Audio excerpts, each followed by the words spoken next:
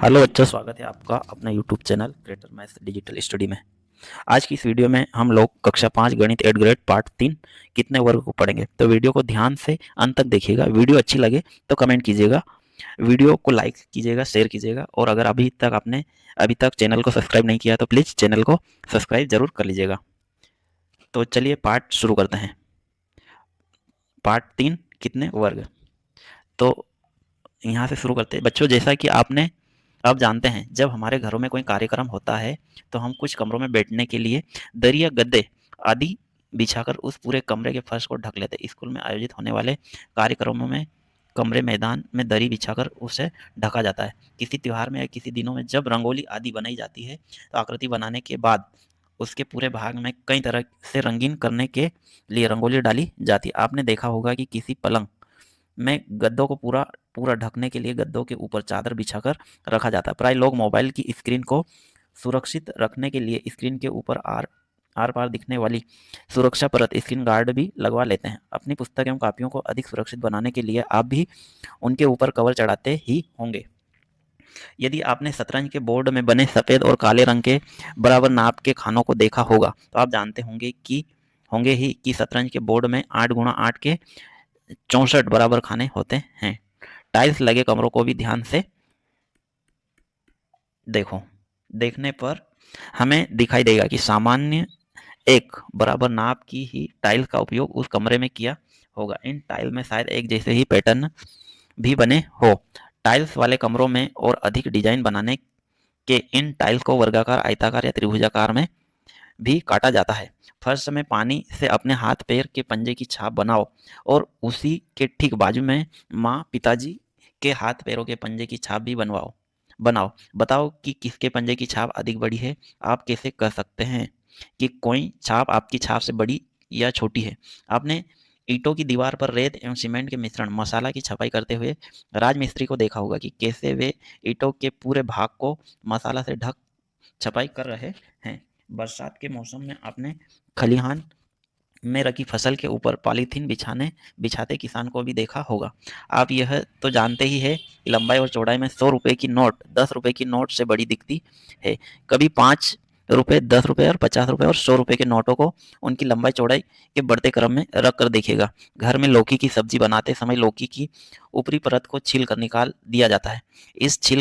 इसे छील कर निकाली गई परत को किसी कागज के ऊपर पास पास रखकर इस तरह से जमाइए कि उनके बीच में खाली जगह न हो दिख रही हो। आपके आसपास पापड़ों को सुखाने का तरीका देखिए। भिंडी से किसी छोटे से सफ़ेद कागज में किसी भी रंग के ठप्पे लगाइए एवं गिनिए कि कितने ठप्पों से कागज वह कागज पूरा भर गया। इसी तरह से शतरंज के बोर्ड में सफ़ेद और काले खाने भरे हुए हैं। एक कक्षा में हुई बातचीत को पढ़ते हैं। अब शिक्षक, आज हम पुस्तक के ऊपर एक माचिस रखेंगे। इस माचिस के चारों ओर पेंसिल से घेरा बनाएंगे। ठीक है, अब नेक्स्ट पेज पे चलते हैं।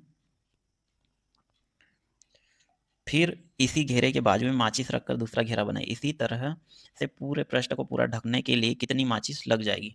अब सवाना बोलती, मैंने रख कर देखा था तो मुझे ये पृष्ठ 35 माचिस के बराबर लगा।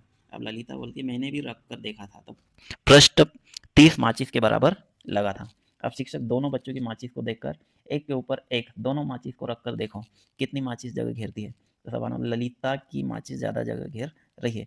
नीचे दिए गए टाइल के फर्श को भरिए। अब ये वाला हिस्सा पहले से भरा है। अब ये वाला हिस्सा अपने को भरना है, कंप्लीट करना है। ऐसे बना के यहाँ बीच में कलर कर देना है। ठीक है, अब देखे और समझे, वो लिखे। नीचे 1 से 7 तक चित्र दिए गए हैं।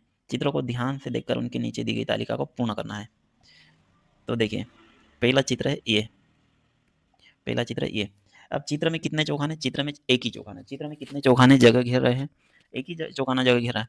चित्र का क्षेत्रफल कितना होगा? यदि चित्र में एक चौखाना की लंबाई 1 सेंटीमीटर एवं चौड़ाई 1 सेंटीमीटर, चित्र में एक चौखाना का क्षेत्रफल 1 वर्ग सेंटीमीटर, बिल्कुल इसका 1 वर्ग सेंटीमीटर होगा। अब चित्र नंबर 2 में कितने चौखाने हैं? 1 और 2। तो इसमें 2 चित्र में कितने चौखाने जगह घेर रहे हैं? 2 जगह घेर रहे हैं। अब इसका क्षेत्रफल कितना होगा? 2 वर्ग सेंटीमीटर। अब चित्र नंबर 3 3 में कितने चौखाने, 1 2 3, 3 चौखाने हैं, तो ये कितना क्षेत्र घेर रहा है, ये भी 3 वर्ग सेंटीमीटर क्षेत्रफल घेर रहा है। अब 4, 1 2 3 4, इसमें 4 है, तो 4 चौखाने हैं, तो ये भी 4 वर्ग सेंटीमीटर क्षेत्रफल घेर रहा है। अब पाँचवा देखें, 5 में कितने हैं, 1 2 3 4 5 6, 6 है, तो 5 में कितने चौखाने, 6 हैं, तो इसका क्षेत्रफल कितना हो जाएगा, 6 वर्ग सेंटीमीटर। अब सातवां, सातवें में 4 है, सॉरी छठे में 4 है, 1 2 3 4, 4 है, तो 4 वर्ग सेंटीमीटर जगह घेरा। अब सातवां 1 2 3, 3 3 6, 3 9, 3 चौका 3 15, 15 चौखाने घेरा है, तो इसका क्षेत्रफल 15 वर्ग सेंटीमीटर होगा। ठीक है, अब नेक्स्ट पेज पे चलते हैं।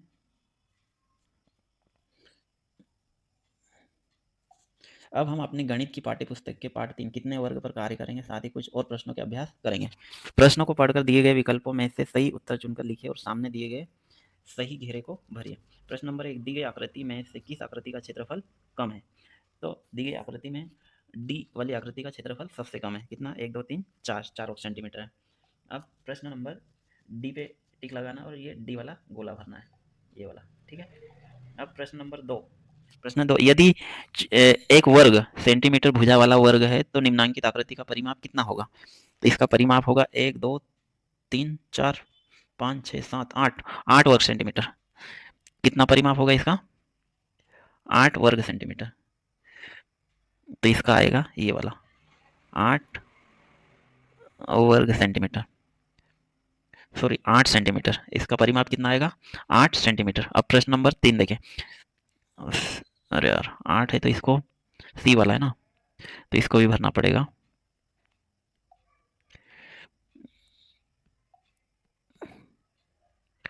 सी, ठीक है। अब प्रश्न नंबर 3, प्रश्न नंबर 3, इसमें ये दिया है, उपरोक्त ग्रिड में बने आकृति का अनुमानित क्षेत्रफल कितना होगा। इसका अनुमानित क्षेत्रफल लगभग 8 वर्ग सेंटीमीटर है। ठीक है, सी वाला, तो इसमें सी वाला गोला भरना है। अब प्रश्न नंबर 4, दी गई आकृति में यदि त्रिभुज का क्षेत्रफल आयत के क्षेत्रफल का आधा है तो त्रिभुज का क्षेत्रफल क्या होगा। बिल्कुल, तो त्रिभुज का क्षेत्रफल कितना, 1 2 3 4 5 6 7 8, 8 वर्ग सेंटीमीटर है, तो त्रिभुज का क्षेत्रफल कितना होगा, 8 का आधा, 4 वर्ग सेंटीमीटर, 4 वर्ग सेंटीमीटर। सी वाले पे गोला लगाना है। अब प्रश्न नंबर 5, अब प्रश्न नंबर 5 पे है, यदि 1 सेंटीमीटर भुजा वाला वर्ग है तो दिए गए आयत का रेखा ए बी से 2 भागों में बांटने पर प्राप्त दोनों भागों के परिमाप का योगफल कितना होगा। तो दोनों का परिमाप 1 2 3 4 5 6, 6 6 12, 6 7 8 9 10 11 12 13 14, 14 वर्ग सेंटीमीटर। सी वाला, तो इस सी पे गोला लगाना है। अब प्रश्न नंबर 6 पे आ जाते हैं। प्रश्न, यदि आकृति में दिए गए छोटे वर्ग की भुजा की माप 1 वर्ग सेंटीमीटर है, किस आयत का परिमाप छोटा है। तो इस आकृति बी में, आकृति बी का परिमाप छोटा है, इसका परिमाप छोटा है। ठीक है, अब प्रश्न नंबर ब, किस आयत का क्षेत्रफल अधिक है। तो आकृति ए का क्षेत्रफल अधिक है। अब प्रश्न नंबर 7, यदि दिए गए वर्ग का क्षेत्रफल 4 वर्ग सेंटीमीटर है तो छायांकित त्रिभुज का क्षेत्रफल कितना होगा। अब इस त्रिभुज का क्षेत्रफल 4 वर्ग सेंटीमीटर, त्रिभुज इस वर्ग का आधा हिस्सा है ना, तो आधा कितना हो जाएगा, 4 का आधा 2 वर्ग सेंटीमीटर, तो त्रिभुज का क्षेत्रफल 2 वर्ग सेंटीमीटर होगा।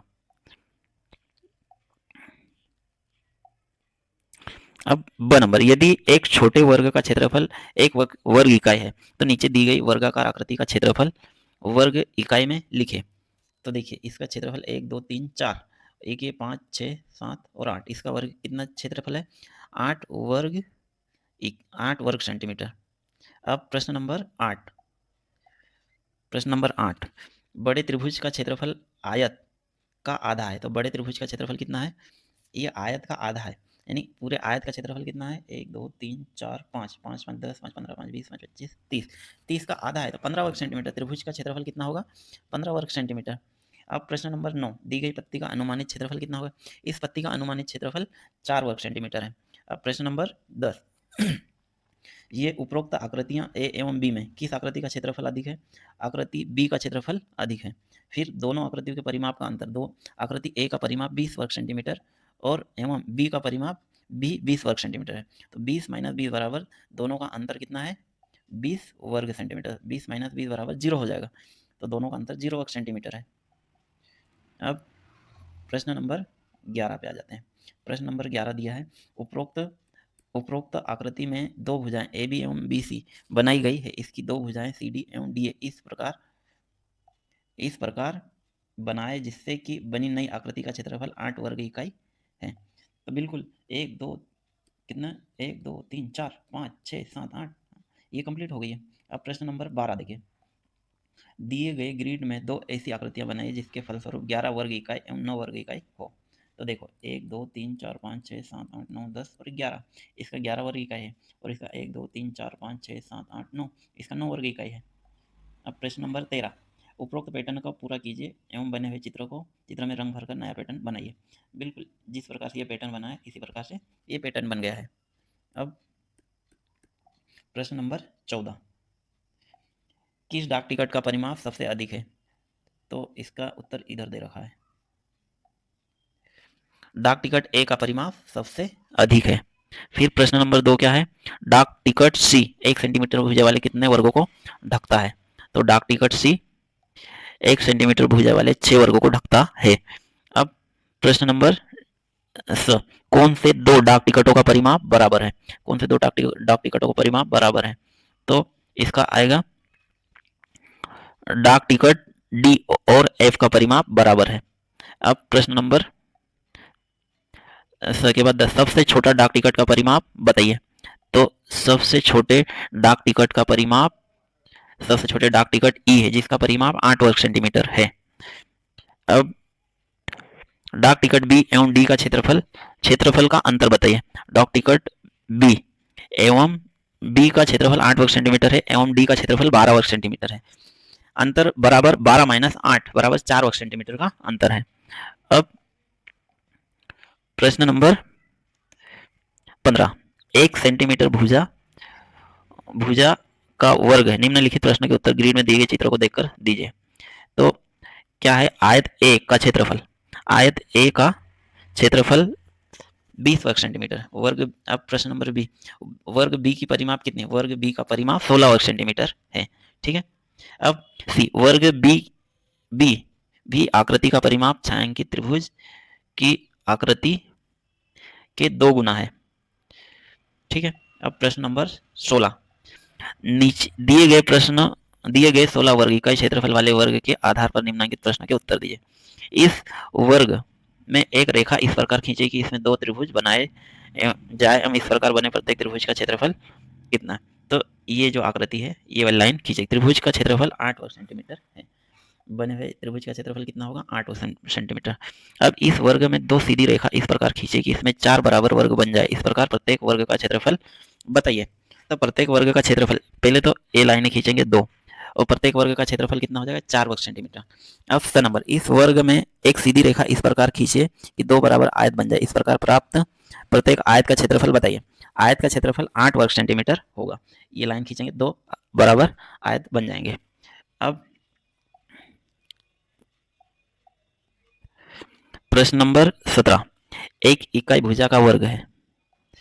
आयत ए एवं बी के क्षेत्रफल का अंतर कितना है? आकृति ए का क्षेत्रफल बराबर 16 वर्ग सेंटीमीटर है और आकृति बी का क्षेत्रफल 8 वर्ग सेंटीमीटर है।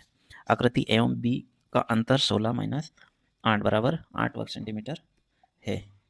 अब प्रश्न नंबर 18, किसका क्षेत्रफल कम है? 2 5 रुपए के नोट को एक साथ रखकर बनी आकृति का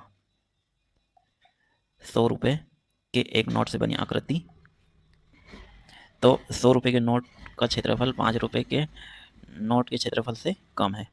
अब प्रश्न नंबर 19, एक इकाई भुजा का वर्ग है। ग्रिड ए एवं ग्रिड बी के भीतर बने त्रिभुजों में किसका क्षेत्रफल अधिक या कम है?